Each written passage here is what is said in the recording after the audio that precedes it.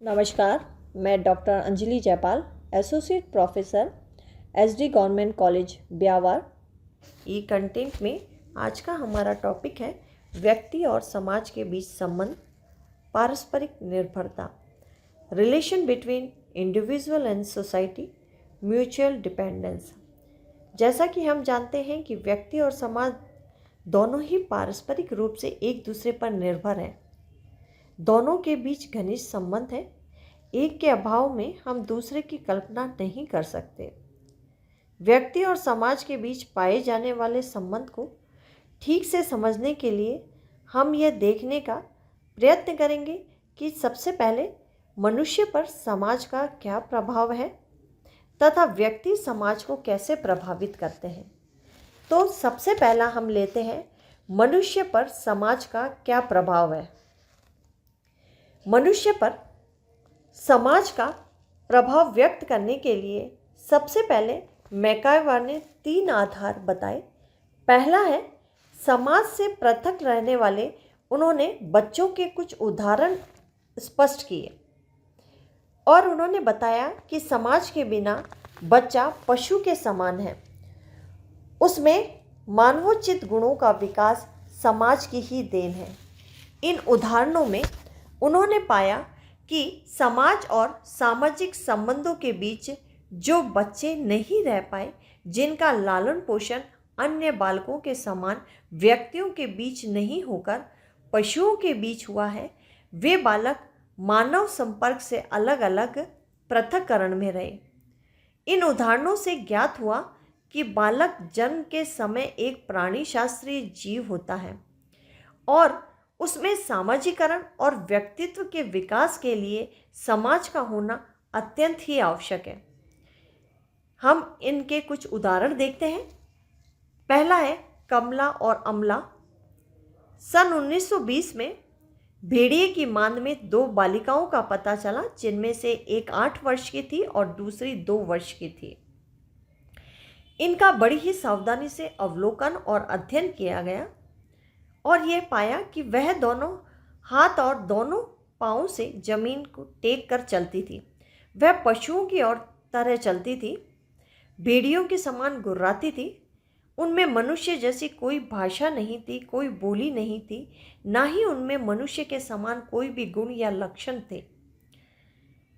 लेकिन सहानुभूतिपूर्ण प्रशिक्षण के द्वारा उनमें कुछ सामाजिक आदतें विकसित की जा सकी। उन्होंने वस्त्र पहनना, मनुष्य के समान भोजन करना कुछ हद तक सीखा। अगला उदाहरण है बालिका अन्ना का। सन 1838 में अमेरिका में अन्ना नामक एक अवैध लड़की का पता चला। वह 6 माह से ही 5 वर्ष की आयु तक मानव संपर्क से पृथक रही और उसे एक कमरे में बंद करके रखा गया था। पृथक्करण के कारण इस काल में उसने कुछ भी नहीं सीखा, किसी भी मनुष्य के संपर्क में नहीं उसे आने दिया। इस प्रकार उसमें किसी भी प्रकार के मानवोचित गुण नहीं पनप पाए और वह ना तो कुछ बोल सकी, ना ही कुछ सीख सकी। अतः इससे पता चलता है कि व्यक्ति में मानवीय स्वभाव या प्रकृति तभी विकसित होती है जब वह सामाजिक मानव हो। केवल तभी है जब वह अन्य व्यक्तियों के संपर्क में आए और सामाजिक जीवन व्यतीत करे। इसी प्रकार एक अगला उदाहरण है अवेरान में रहने वाला जंगली लड़का। फ्रांस के अवेरान जंगल में एक ऐसा ही जंगली लड़का मिला। वह पशुओं के समान ही चलता फिरता था। मनुष्य के समान बोलना, चलना, खड़ा होना, उठना बैठना उसे बिल्कुल नहीं आता था, क्योंकि वह जंगली जानवरों के बीच रहा। अतः उसका व्यवहार भी बिल्कुल जानवरों के समान ही था। अगला कुछ एग्जाम्पल है इसाबेला का। सन 1838 में 7 वर्ष की एक लड़की इसाबेला का पता चला। इसे भी मानव समाज से अलग रखा गया। मनुष्य के समान कोई व्यवहार उसमें नहीं था। उसने मानव समाज के संपर्क में आकर बहुत सी बातें सीखी। तो यह कुछ उदाहरण थे। दूसरी बात है कि आत्मा का विकास, आत्मा के विकास समाज में ही होता है। एक प्राणीशास्त्रीय प्राणी का सामाजिक प्राणी बनना आत्मा के विकास पर निर्भर करता है। आत्म का तात्पर्य है कि व्यक्ति में स्वयं के प्रति और अपने प्रति दूसरों के क्या विचार हैं, दूसरे उसके प्रति क्या सोचते हैं, क्या विचार बनाते हैं। इन्हीं विचारों के आधार पर व्यक्ति अपने स्वयं के व्यक्तित्व के संबंध में धारणा बनाता है। मनुष्य आत्म के विकास के कारण एक पशु से सामाजिक प्राणी बनता है। मनुष्य अन्य लोगों के साथ रहकर विभिन्न समूह के सदस्य बनकर समाज में व्यवहार करना सीखता है। यही वह जान पाता है कि उसे किस तरह का व्यवहार करने की आशा की जाती है, अतः उसे कैसा व्यवहार करना चाहिए। इस प्रकार समाज के अन्य लोगों के बीच ही बालक के आत्म का विकास होता है। तीसरा आधार यह है कि व्यक्ति की सामाजिक विरासत पर निर्भरता। मैकइवर पेज ने बताया कि मनुष्य ना तो अपने आप में प्रारंभ है और ना ही अंत, बल्कि जीवन के कार्यक्रम में एक कड़ी है। वह एक समाजशास्त्रीय और प्राणीशास्त्रीय सत्य है। वास्तव में मनुष्य सामाजिक विरासत की देन है। सामाजिक विरासत के साथ हमारा संबंध बीज और जमीन के साथ संबंध से अधिक घनिष्ठ है।